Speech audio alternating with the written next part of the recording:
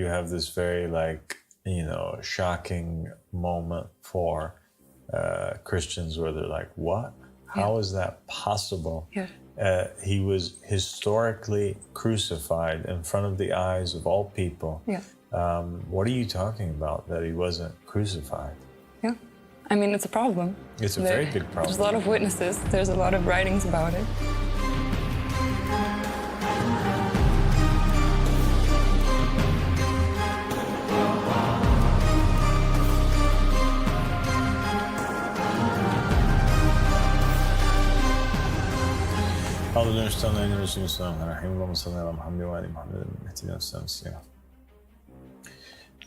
All right, thank you for joining me, Tiffany.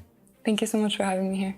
Today we're going to talk about a very controversial topic, and that is the idea of the crucifixion of Jesus Christ. Okay. Or the crucifixion of the Messiah. Okay. And we're going to look at how the Jews view this event, how the Christians do, and how the Muslims do. Okay. The crucifixion of Jesus Christ is so important that perhaps it is the single most important factor in the disagreement between the three religions. Like, I can't think of an event or a concept in Judaism, Christianity, and Islam that all three of them disagree around more than the crucifixion of Christ. It is the event that separates the three from one another. It's one of those topics that the three of them cannot get along or cannot come to the table and agree, on one narrative. Yeah. The Jews were waiting for a Messiah to come. They were being occupied by the Romans at the time. The king of the Jews that was over them, King Herod, he was seen as an unrighteous king, an illegitimate king, and a king who was really a pawn to the authorities, and a king that was relishing in his own pleasures and enjoying the world and didn't have the interests of the children of Israel in mind. And so the Jewish prophets, they'd all spoke about the coming of this Messiah. He was supposed to come. He's supposed to rule from Jerusalem. He's supposed to be like the second coming of David, or a Mosaic type character who would save the Israelites from the misery that they're in and defeat the other nations and establish a divine just state that is so perfect that the lion will play with the lamb, and people will get along, and there will be no poverty, and even his justice will extend to the rest of the world, not just to Jerusalem and the Jews. And so Jesus Christ comes, peace be upon him. And this controversial character appears, and the narratives surrounding Jesus differs greatly from one tradition to another, whether it was the Jews or the Christians or the Muslims. Yes. For the Muslims, Jesus already displays a miracle at birth, which is speaking from the cradle. Yes. For most mainstream Muslims and Christians, they consider that the very birth of Jesus itself comes in a miraculous way. Yes. And that is that he's born of a virgin, that his mother Mary had never been with a man, and suddenly she becomes pregnant. And the only Jesus is kind of like the only person, with the exception of Adam, that is born without having one of his parents, without being born of a father, right? Yeah. And so that's a quite mysterious, unique backdrop or backstory for Jesus. But at the same time, the Israelites that are around, they don't believe it. And the Quranic narrative shows that they are very fast to accuse Mary of having done something bad, They are saying, hey, your father was not like this. He was not an evil man. How did you turn out to be like this, fornicating? And that's when pretty much the baby speaks from the cradle in order to establish the proof upon the people. And he says, that I'm a messenger of God, and declares that his mother's innocent. Yeah. And yet the Jews still don't believe in Jesus, and many, many years go by, and Mary becomes a follower of a particular prophet who appears in the area. And that prophet is not widely recognized by all of the Jews. He's only recognized by some Jews, and he's considered really at the time to be kind of like a cult leader. He starts gaining this following, but he's not recognized by the rabbis. And he's also related to Mary and to Jesus. What's their relation?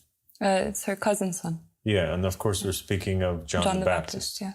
Yeah, so there's only a 6-month difference in age between John the Baptist and between Jesus. Yeah. And Mary becomes a follower of John. Yeah. And as did many of the people during that time, which were mainly like the less fortunate, the poor, the uneducated.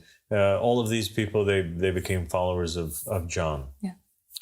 And so then John, at some point, he baptizes Jesus Christ, although the event of the baptism itself is an extremely controversial one. And we have to talk about this separately in an episode when we're going to discuss the Mandaean religion, the religion of the followers of John the Baptist, because they have scriptures and in which they narrate the event of the baptism of Jesus in a much different way than the Gospels in the Bible do. And according to their narrative, basically, Jesus walks up to be baptized after standing in line.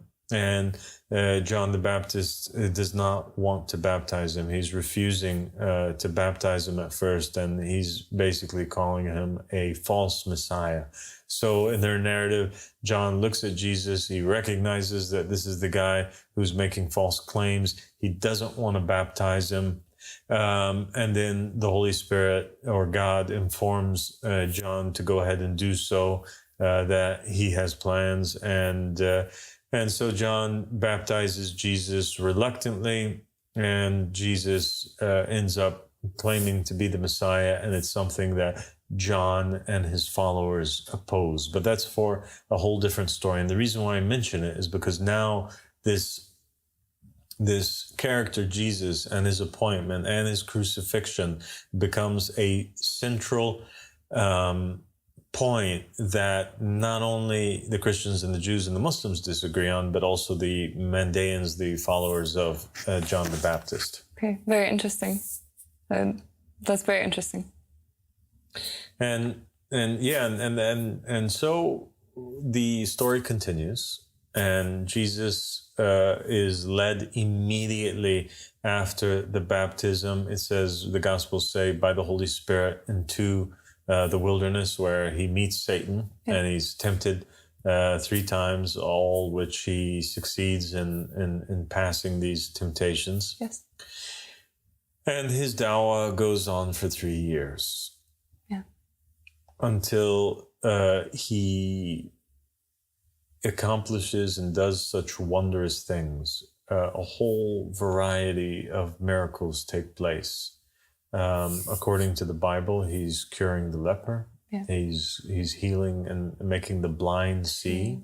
All right. Mm-hmm. He's making people who have lame arms, their arms are fully functioning and healed. Yeah. Casting he demons. is walking on water. Yeah. I'm sorry? I was saying he casts out demons. He's casting out demons. He's performing all kinds of exorcisms. He's walking on water. He's turning water into wine. His miracle list goes on until it culminates into him actually bringing back somebody from the dead. He resurrects a person. And it's important, I think, to point because the resurrection of Lazarus is a resurrection of the spirit and of the body of Lazarus. And that's what kind of sets up the argument and the strong held belief that Christians have that Jesus' resurrection would have been in the same way as his resurrection of Lazarus. Because, you know, if he was able to raise somebody else from the dead, surely he would be able to raise his own self. And when he did do it with Lazarus, he did it with the flesh too. So why wouldn't he do it with the flesh with his own self? Yeah, true. And I think in that case, he had been dead 3 days. So they draw this parallel from the story. Yeah. He had been dead already 3 days, just so that he could show like that it's a great miracle. He let him. Yeah, so that's an important point that, you know, and just to clarify that more for our viewers that may not be familiar with the biblical story of the resurrection of Lazarus, because they come maybe from a different background. So Lazarus dies. He's in the grave for 3 days, and Jesus resurrects him. Yes. And the resurrection of Jesus, according to the Gospels as well, takes place 3 days after his crucifixion. Yeah. And so this is kind of like one of those wow, obviously what happened over here also took place over here. And Jesus did it right before his crucifixion with Lazarus in order to show us that he would do it again. Yeah. Okay. And the miracles of Jesus, there's also other miracles that are not mentioned in the Gospels, that are mentioned in the Quran, which speak about the fact that Jesus, for example, he created birds out of clay. This is absent in the Gospels. Yeah. And that he told people what it was that they stored in their houses or what it was that they ate. He was able to tell people about these things, so he could kind of see through walls, or he had an ability to psychically know things. Okay. All right. So that is, in short, the view of Jesus and the narrative from Christianity and from Islam. And in Islam, Jesus is an extremely beloved, revered, holy person who comes second to no one except for Muhammad sallallahu alaihi wasallam. Yeah. And even there's a whole chapter in the Quran that's named after the mother of Jesus, Mary, Surah Maryam. Yeah. But there's no chapter in the Quran, for example, that's named after the mother of Muhammad sallallahu alaihi wasallam. So there's this extreme affection that Muhammad sallallahu alaihi wasallam had for Jesus. He named Jesus in the narrations as being the closest prophet to him. He calls him his brother. And there's connection that takes place whereby Muhammad and his family, peace be upon them, they narrate that in the end times, you know, Jesus, he comes back and he prays behind Imam al-Mahdi alayhi salam. Yes, yeah. Imam al-Mahdi basically tells Jesus, please lead us in prayer. And Jesus, you know, refuses to and kind of says, it's your time, you know, and I'm here to support you. And this is, there's like this best friendship that's taking place between Jesus and between the Mahdi from the family of Muhammad sallallahu alaihi wasallam. Yeah. This is a very interesting story. And it's interesting that they share this belief that Jesus will return in the end times. I mean, there's a lot of common ground, actually, between Christianity and Islam when it comes to Jesus. But, like, of course, there's very big controversial differences. Yeah, and the controversial differences really have to do with what they perceive the role of Jesus to be. So the Muslims, they fully accept Jesus as a prophet. And they accept him as an ulil azm prophet, and they accept him as the best prophet after Muhammad sallallahu alaihi wasallam. But they don't accept him as God. Like, they don't worship him. They don't believe that God can come as a human being. Yeah. So the Muslims are like the Jews in that sense. Yeah. Their faith does not allow them to accept that God would manifest as a human being in this world. or be in the body of a human being or anything like that. This is not acceptable for mainstream Islam and for Judaism. And they consider that to be polytheism or shirk. And that is why, oddly enough, even though they're constantly fighting with each other, Jews and Muslims, the Jews, they consider the Muslims to be closer to them than the Christians. It's odd because they when you look at what most of the Jews state, they consider that, and a lot of them even consider Muhammad sallallahu alaihi wasallam to be a true prophet. But they consider, really? Yeah, they do. And if you look at their speeches, many of the rabbis have stated this. And it's in their writings as well throughout the centuries. The Jews, they state that Ishmael was covered underneath the covenant with God. He's part of that Abrahamic covenant. Okay, but he was non-Israeli because Ishmael is the brother of Isaac, yes. Right? And the Israelites, they come from Jacob, who's the son of Isaac. Yes. So they believe that God had this Abrahamic covenant, right, which encompassed both the lineage of Isaac and the lineage of Ishmael, right? Okay. But then that he had a more special covenant later on with Moses that was exclusive to the Israelites. Okay. And that even from the beginning that God had preferred and said that, well, my special covenant will be through Israel, through Jacob, but still Ishmael gets circumcised. He's still part of the covenant. That's also very clear. So they consider that not all the rabbis, but many of them consider that Muhammad sallallahu alaihi wasallam was a true prophet, but he was not a prophet that was sent to Israel. So he was a non-Israelite prophet. I got it. So whatever it is that he said was good, but it's pertaining to the non-Israelites, it's not wajib, it's not obligatory for any Israelite to abide by the jurisprudence of Muhammad, because it's a less perfect jurisprudence, but it's a jurisprudence for those non-Israelite people, right? Yes. Yeah. Okay. But they believe that both of them are the Arabs and the Jews, the Muslims and the Jews, that they're monotheists, and most of the Jews recognize that they are worshiping the same God as the Muslims are worshiping. Okay. I've heard even Christians acknowledge that there's sort of a connection between Judaism and Islam. Like there's actually like more things in common between these two faiths, strangely, than Christianity, which is the link between them. But yeah. So then, but Muslims, they believe in the legitimacy of Jesus as a prophet. Yeah. And this is where the other Jews that don't recognize Islam as or Muhammad sallallahu alaihi wasallam as a legitimate prophet, it's also because of Christ. Because they say, well, we can accept that Muhammad was a prophet to the Gentiles, right? Or not Gentiles, but actually the Arabs, the Ishmaelites. But we cannot accept that Jesus was a prophet or a Messiah. And so Muhammad legitimizing Jesus causes very big problems in the acceptance of Islam as a legitimate religion for the Ishmaelites, in the opinion of many of the Jews, right? So it becomes this controversial character once again. Okay. Why? Because the Jews, they consider that Jesus did not fulfill anything of the things that were promised that the Messiah should have done.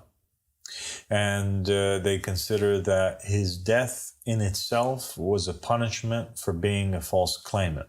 Yeah. And we have narrations in Islam that basically state whoever claims the will, right, but is not the companion of it, God will. Nobody can claim it without God cutting his life, right? Basically cutting off their life if they're a false claimant. Yeah. And so they have narrations that was kind of the same sort. And so when Jesus came and he claimed to be the Messiah, and he didn't do the things that the Messiah was supposed to do, and then he was arrested and crucified, it was seen as the ultimate humiliation for this false prophet. Yeah, wow. I mean, when you think about it, at the time, most of the world was not believers in Jesus Christ. Like how it is today, the two most dominant religions believe in Jesus. But back then, Jesus was just a guy who had just claimed, and only 3 years had passed, and then he was killed, and he didn't do anything that he was supposed to do according to their belief and all these prophecies and about the Messiah. And Exactly. their traditions. Exactly. So all these prophets have been saying the Messiah is going to do all these things, and then he comes, he doesn't do it, and then he's killed. And they have these narrations saying that that's basically a sign of a false claimant. That, I mean, what a confusing situation. It's an extremely confusing situation. And so then the followers of Jesus, after his crucifixion, they propagate the faith, right? And it kind of becomes this religion that nobody is convinced by, who's Israelite. There's no Israelites, there's very few, right? With the exception of the disciples and a few of the faithful people that were following Jesus at the time. Nobody from Israel is accepting that Jesus was the Messiah. But non-Jews are accepting it. All over Rome, all over Europe, in other places, they're converting to Christianity and accepting this idea that Jesus was the Savior that was crucified. And so it becomes kind of like, in the eyes of Jews, a religion for the Gentiles. Okay.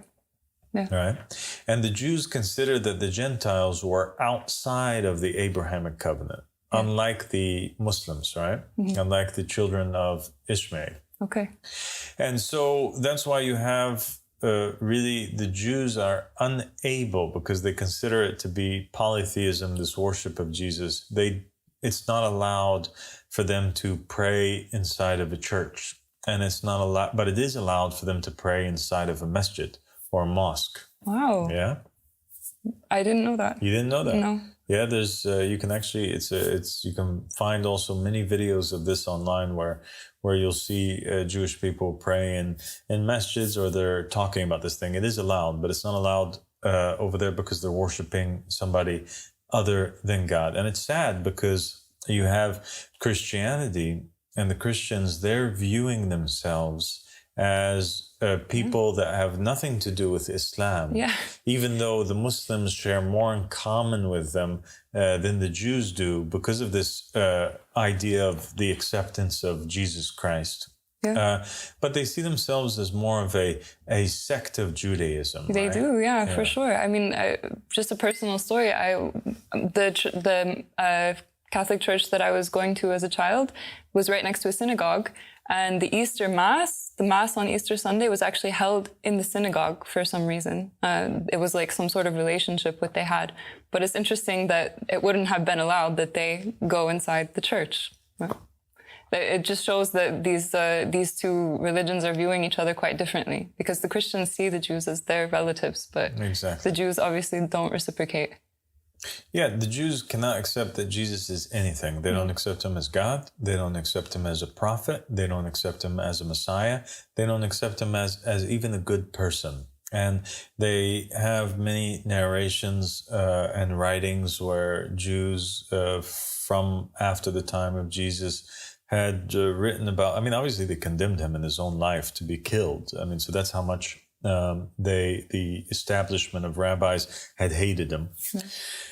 And then after that, there's many writings where they talk about how Jesus was an illegitimate offspring of a Roman soldier. They've made accusations of him like that. There's writings where they say that Jesus basically resides in the lowest parts of hellfire, where he's bathing in feces and eating these things. And they have very graphic writings that are extremely heretical and disrespectful to the great prophet that Jesus, peace be upon him, was. That's horrible. It is horrible. So then we have the Christians who are holding tightly to the fact that Jesus is Messiah. And not just that he's Messiah, but that he is God. They can't accept that he's a prophet. They consider him to be something which is much, much greater than a prophet. And then you have the Muslims who cannot accept that he's God and cannot accept that Jesus is a bad person but they accept that he is a prophet. And they use actually some evidence to back up their claim that he is a prophet. And that's the scripture in the New Testament, where basically Jesus states that there's no prophet that's accepted in his hometown, right? Yeah. To kind of in reference to his own self. So they say, how could Jesus say that? Unless he was claiming to be a prophet, then it makes sense. Yeah, it's true. This does definitely exist. And there are other references to people saying that he was a prophet. Like the people at the time were referring to him as a prophet as well. But this is more significant because it's him speaking. Yeah, he's saying no prophet is welcome in his hometown. And he's talking about himself. It's true. It's undeniable that he was speaking about himself in that way. How does the church explain this, or how did you understand this growing up? Did you ever ask about it? It was one of those verses that I just glossed over. And then later, I discovered that it didn't really make sense. Why would he refer to himself as a prophet and therefore kind of mislead people if he was really claiming to be something else? Mm-hmm. And so the crucifixion then event happens. And just as the Jews and the Christians and the Muslims disagreed about Jesus as a character, as a mission, as a missionary, as a prophet, as a Messiah during his life, they disagree even more in regards to his death. And this is where it gets really interesting, right? So you have the Jews, they're viewing his crucifixion as a punishment and as a proof that he is false. You have the Christians who are viewing his crucifixion as a fulfillment of Scripture. And they see his crucifixion as the ultimate act of saving all mankind. Yeah. And they draw many, many parallels between this event of the crucifixion and other things that took place in the Bible, in the Old Testament, and other incidents that were committed by the prophets and the messengers. Like, for example, you have Moses in a particular event. There's these serpents that are attacking the Israelites. And many of them are getting bitten by them, and they're being poisoned, they're dying, and so they're wailing, they're crying, they're asking Moses to help them out. Moses, in order to cure them, what he does is he takes he makes a statue of a bronze staff and a serpent that's hanging on there. And he tells the Israelites that whoever lays eyes upon the statue is going to be healed. Okay? Mm-hmm. And then you have in the New Testament, Jesus making a reference to this event. And he says that just as the serpent was placed on the staff for all that, so that all that lay eyes on him may be healed, so as such, must the Son of Man be raised, in order that all that may lay eyes on him be healed. Okay. So then they say, wow, this is a very clear reference that Jesus, must be crucified, and all those who believe in his crucifixion are saved in the same way that, well, it's happened before. Why couldn't it happen with Jesus? It happened with the statue, with Moses and the Israelites in the wilderness. Okay. I'm sure you're familiar with other parallels and references. Why, obviously there's the suffering of the servant in Isaiah 52, which they consider to be, he was pierced for their iniquities. This one is, I think, one of the most cited ones, saying this is clearly about Jesus, pierced for our iniquities. It basically says that it has to happen. There has to be this suffering servant character who has to take the sins, bear the sins of the people, and he will be, their transgressions will be forgiven because of his sacrifice. But there's things in this chapter which, of course, don't exactly fit the narrative of Jesus. So because it's talking about the suffering that the servant must go through, but then it's also talking about the establishment of the state and the defeating of the enemies and all these other things that were not fulfilled by Jesus. And so the Jews say, don't match. You can't just cut and it's like cherry paste, picking, cherry pick certain parts or verses of the Old Testament in order that it fits on Jesus. The Christians say, look, who else could it be? Jesus was pierced for our iniquities. Here it's saying that this suffering servant would be pierced. It's so clear that it's talking about Jesus. And for the Muslims, they don't really comment that much on the Isaiah because for them it's not important, the Torah or the Bible, so much because they believe it to be filled with corruptions. But the ones that do comment on it would most likely, and most of them do consider it to be talking actually about either the second coming of Christ or talking about really a whole different figure altogether, which is the Mahdi from Islam. Okay. So, so the Christians, they consider that the crucifixion of Jesus, that this is the way that the Messiah brings justice to the whole world. Yeah. Through being able to cancel out the original sin of Adam. Yeah. Adam in Judaism and in Christianity, he eats from the tree, and all of his children inherit death and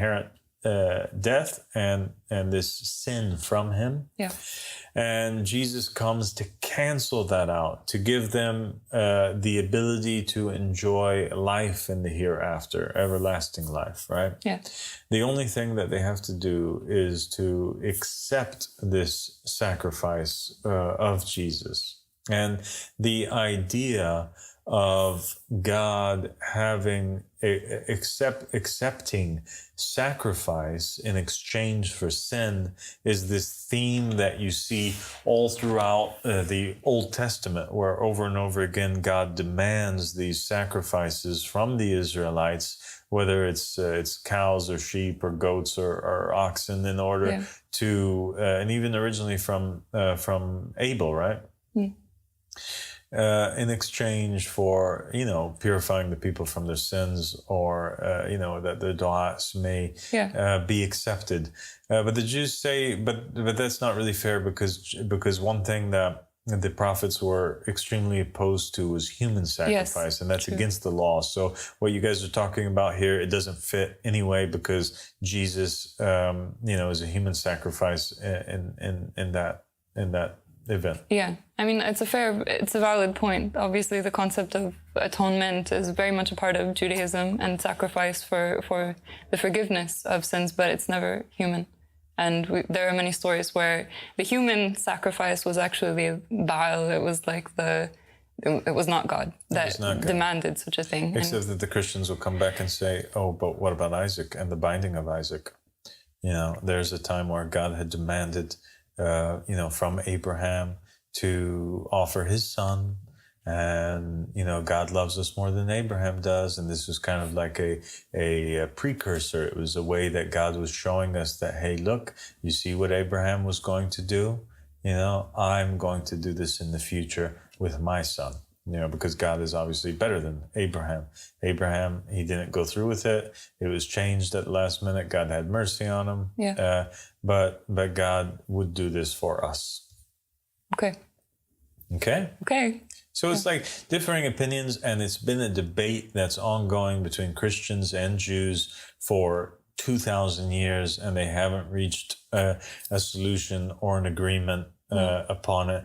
But I just wanted to kind of highlight, the certain parts of the understanding that Christians had regarding the crucifixion, so that I could show how vast of a difference in opinion there is between the Jews and the Christians. Yeah. Now, when you come to the Muslims, Tiffany, it's extremely interesting because they believe in Jesus.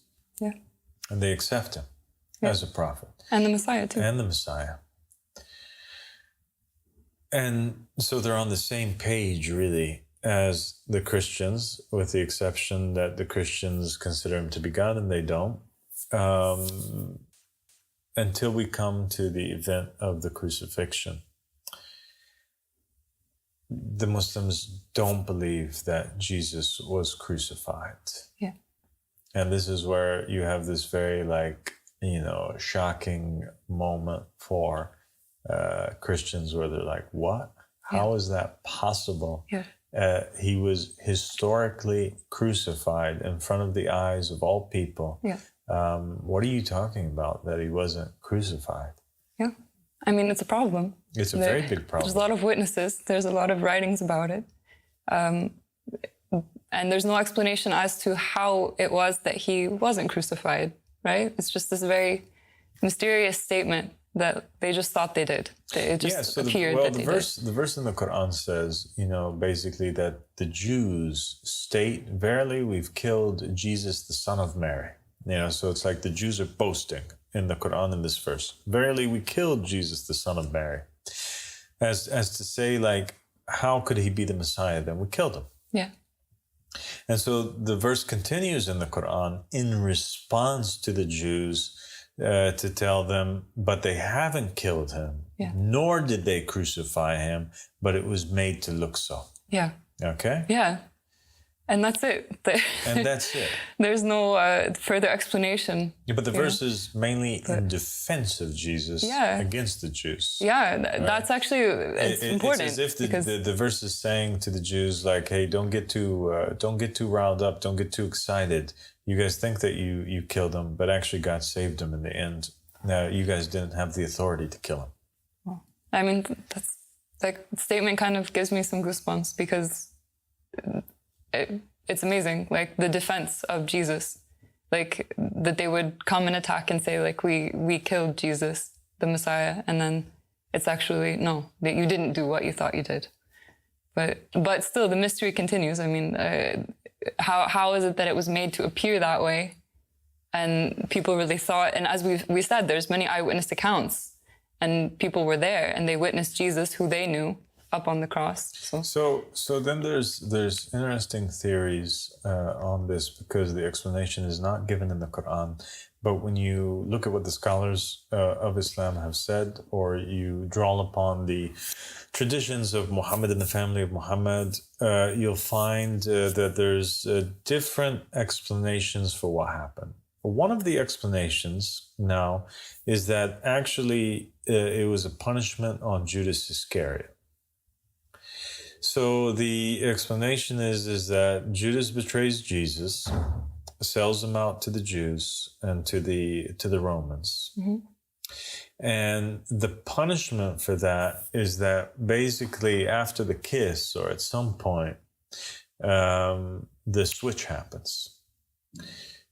Jesus looks like Judas and manages to escape, and Judas looks like Jesus and gets arrested and crucified. Okay, so it's some sort of transfiguration of their bodies that happens? Yeah, like a switch takes place between them. Okay. Or their souls switch from body to body. Okay. And the bad guy in the end is the one who gets crucified as a punishment. Okay. And this is a widely held belief by many Muslims. But it's a little bit problematic in the sense that,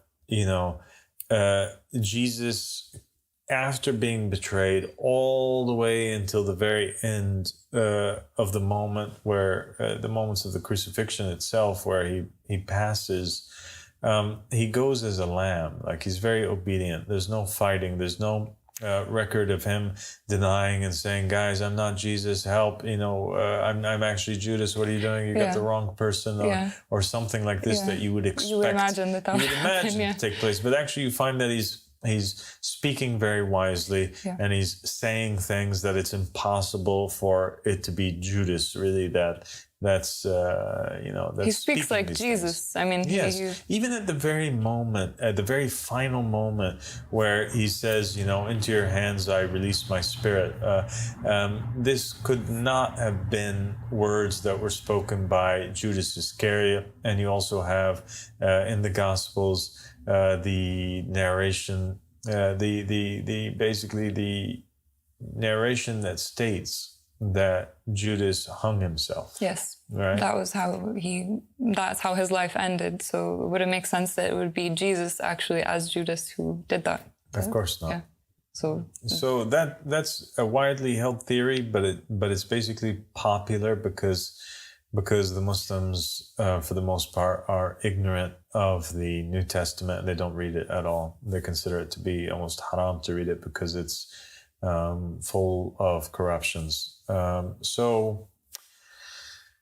So that's one explanation of what happened. Another explanation, which is very less popular, although it's been mentioned recently, especially by people like Sheikh Imran Hussein, for example.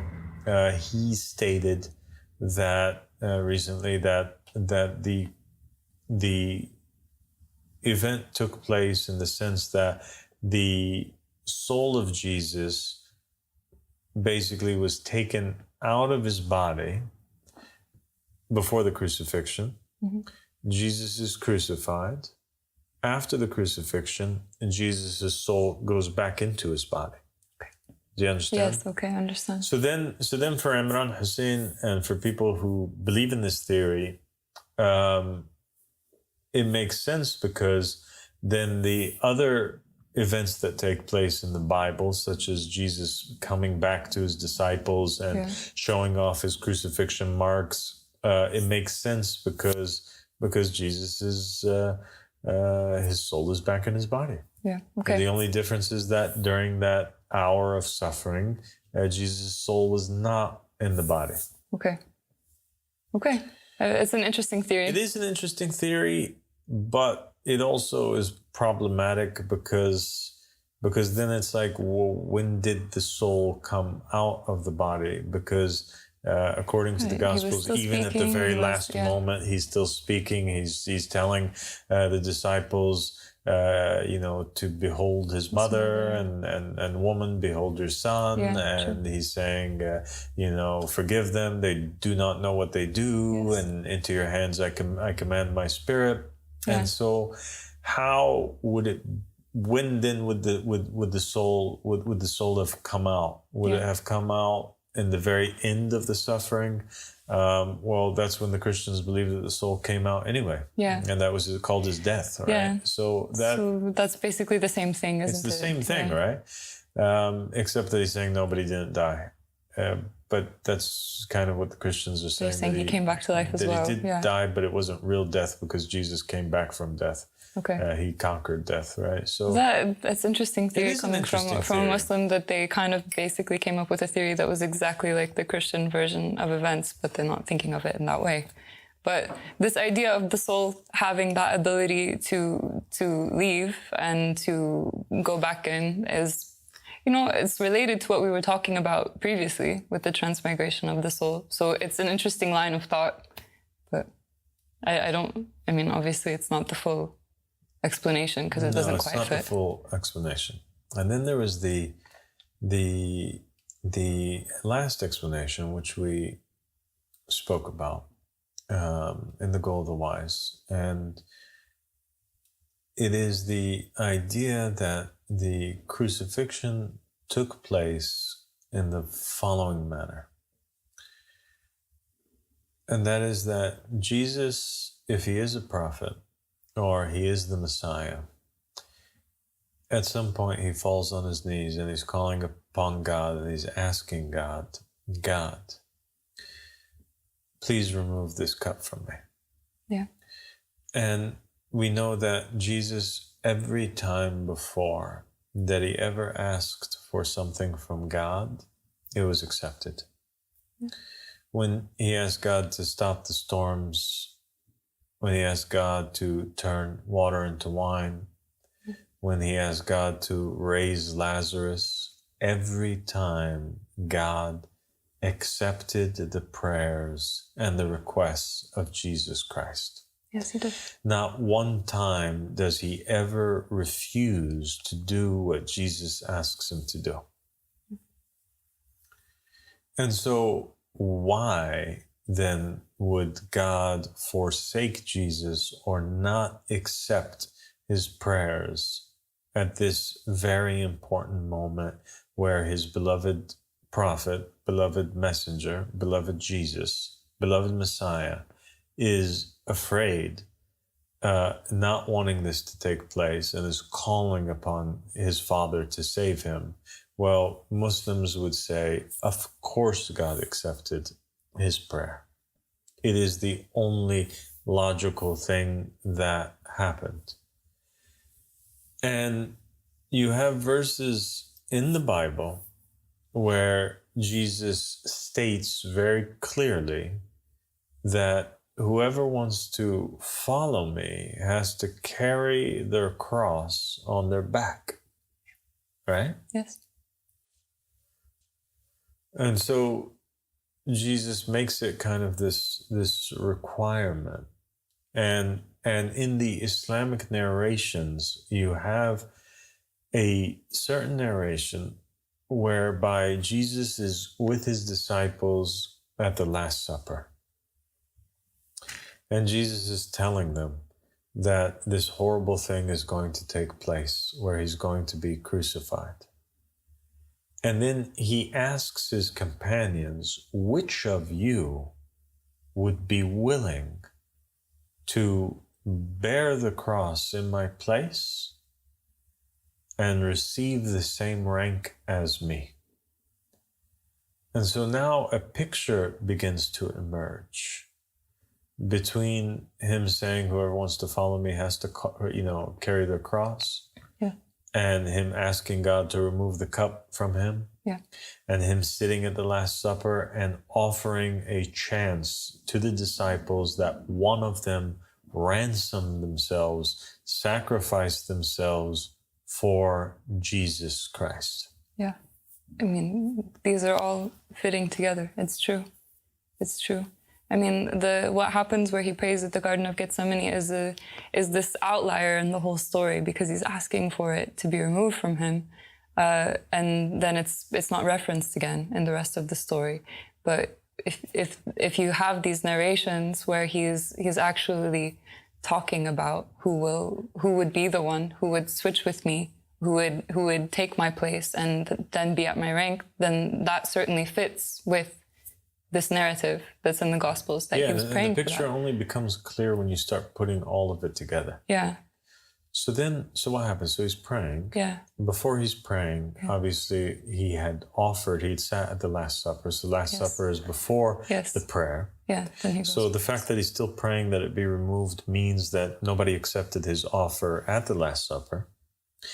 And except for one person who said that he would do it, which was Peter. He says, I would follow you even until death. Yes. But Jesus says, you can't do it. Actually, I looked into your heart. I just saw that you're going to deny me 3 times. Right? Yeah. So here's Jesus now, Last Supper, telling his disciples, which one of you guys would take my place and be in my same rank? I told you guys before that whoever's to follow me has to carry their cross on their back, right? And be prepared for death. Right, and be willing to sacrifice themselves for me. Yeah. Because that's where I'm going. I'm going to the cross. Whoever wants to follow me has to truly follow me, has to be prepared to sacrifice themselves for me. Sits at the Last Supper with his disciples, tells them who would be willing to sacrifice themselves for me. Peter says, me, I will. I'll follow you even until death. Jesus looks at him and he says, I'm sorry, but before the rooster crows, you're going to deny me 3 times. Wow. So this conversation starts to make sense. Now right? It's starting to all make sense, right? It's becoming clear for you. Then what takes place? Then he goes, his disciples are sleeping instead of guarding him. He's praying, he's asking God, he's getting more nervous. God, please make it be that somebody takes my place. Yeah. That this is removed from me. And God accepts that be the case. There's even something in the Gospel of Luke where it says that an angel comes while he's praying and strengthens him, reinforces him, which is very interesting. It is very interesting because the reinforcement and the strengthening and the angel that came down, that is the angel whom ransomed himself for Jesus and took his place. So the idea is that Jesus, he had these visible disciples and he had these invisible disciples that were following him. Yes, we know The that. visible disciples are, Simon Peter and James and John and the rest of the disciples. The invisible disciples are the angels and the prophets and the messengers. Yes, right? yeah. Like Moses and Elijah. Moses and Elijah, yes, who from the are Transfiguration. accompanying Jesus. Yes.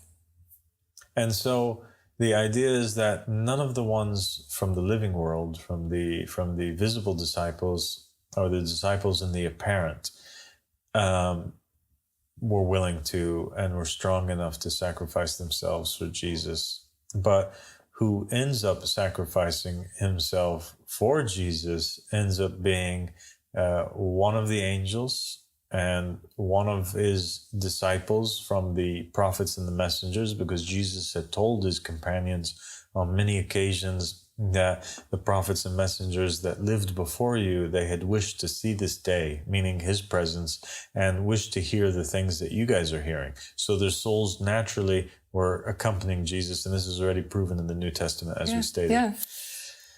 So one of them sacrifices himself by going into the body of Jesus Christ when, well, we have to look into the Gnostic Gospels. And when we look into the Gnostic Gospels, the Gospels that didn't make it into the Bible in order to kind of complete the picture, we find that the idea of Jesus not being crucified is not an Islamic idea that originated with the Prophet Muhammad sallallahu alaihi wasallam, but it was actually an idea that was held by Christians and existed in their writings hundreds of years before Muhammad sallallahu alaihi wasallam was ever sent. That was a very, very shocking bombshell, almost, when I learned that this concept actually originated in Christianity. Because it seems like it's one of those huge dividers between Christianity and Islam, and that it's something that originated in Islam, but it actually didn't. That was really shocking to me. So what do the Gnostic Gospels state? So one of them states that Jesus, after making this prayer, continues, he's arrested and he's tortured and he's made to carry his cross until a switch takes place. And the switch takes place at the moment that a man by the name of Simon approaches Jesus and helps carry his cross. Why don't you tell us a little bit about this event that is existing and emphasized in the Gnostic Gospels, but also is present in the New Testament? Yeah, it's present in the New Testament. It says that Jesus was carrying his cross, and then they came across a certain man named Simon of Cyrene, and he was made to carry the cross for Jesus, and he picks up the cross and carries it for him. And the same story is present in some of the Gnostic Gospels, from the Nag Hammadi Gospels, that were discovered just, like a little bit in the past century in Nag Hammadi in Egypt. These Gospels talk about Jesus explaining how it happened. It's from the perspective of Jesus. He said, one of them is called the Second Treatise of Great Seth, and he's talking about how it was another one who, it was me who was struck with the reed, but another one who bore the crown of thorns. It was that my kinsfolk could not humiliate me. Basically what's written in the Quran, that they were not able to humiliate me. It was another one, Simon, and this name Simon is mentioned again by name in that particular text. So it makes it seem that Simon of Cyrene is actually the one who ended up wearing the crown of thorns. So there was this switch that took place. What did Simon do? He bore the cross of Christ, where the disciples were unable to. Because Jesus had said, whoever wants to follow me, be prepared to carry the cross. And the only one who bore the cross in the place of Jesus was Simon. Yeah. It's so true. There was nobody else. And it was saying that Simon they were looking for somebody. bears the cross of Christ. Yes, yeah. He did. And his name is mentioned in the Gospels, in the Bible, and then it's the exact same name that's mentioned in these Gnostic texts. Exactly. Yeah. And it's referring to him. And it's referring to him, exactly. And so the idea is that the switch took place at that moment. Okay. And oddly enough, God speaks to us through all things. And when it's very interesting because when you look into if you watch the movie The Passion of the Christ and you look at that very scene, the scene where Simon bears the cross of Christ and helps them, you'll find Simon kind of gives this mysterious look to Jesus. Jesus looks back and kind of takes this deep breath as if it's his final breath. Yeah. And there's a strange reaction from Simon as well, as if a spirit enters into him. And so this switch takes place at this moment, and it is that angel now, that messenger that had come down from the Father in acceptance of, to ransom himself in the place of Jesus, because God had now accepted the request of Jesus. That goes on and continues and is crucified.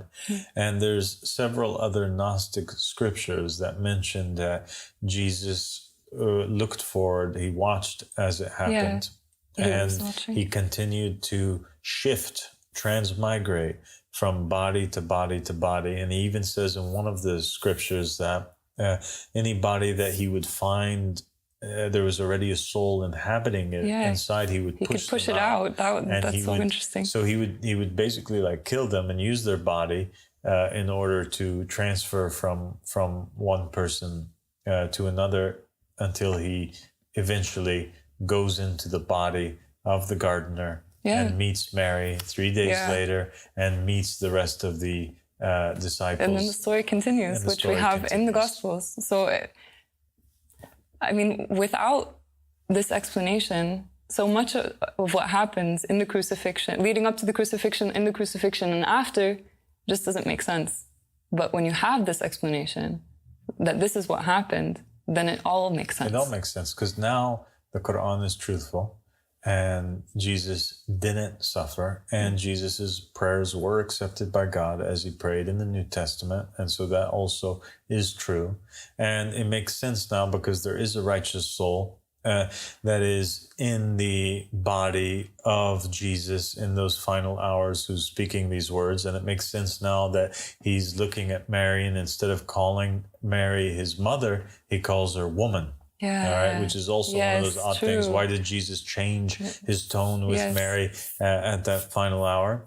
And the individual then who basically took the place of Jesus and ended up in the same rank as Jesus is somebody who would come in the end times and do those things that was promised in Isaiah that the suffering servant do.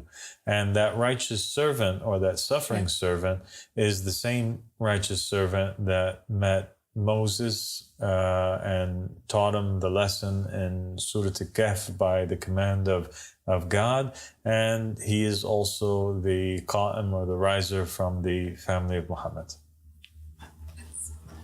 It's so beautiful to see how all of these scriptures make sense. And it's so beautiful that you have brought forth the true explanation.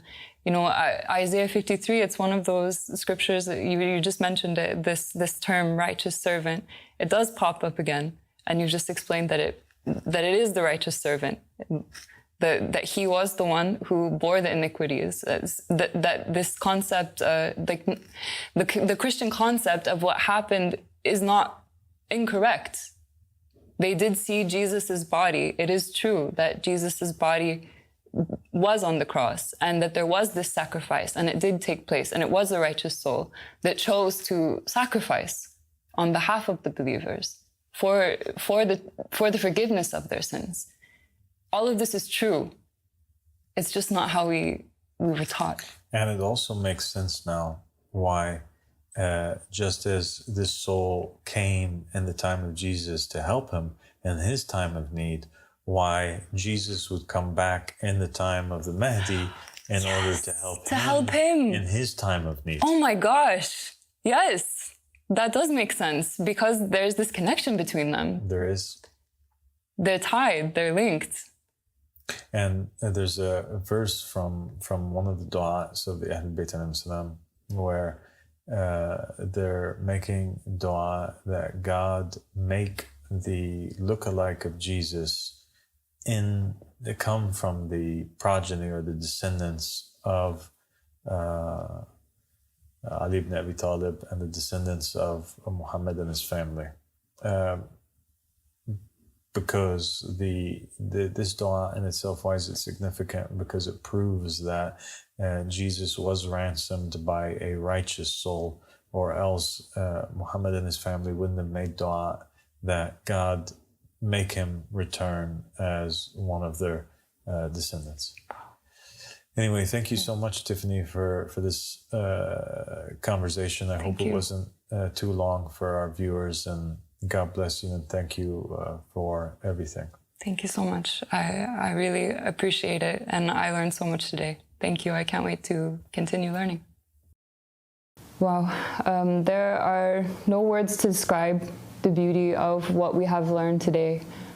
This story, the story of Jesus and his mission and his duty and ultimately the sacrifice of the crucifixion is one of those stories that's extremely important to me personally, and it's extremely dear to my heart.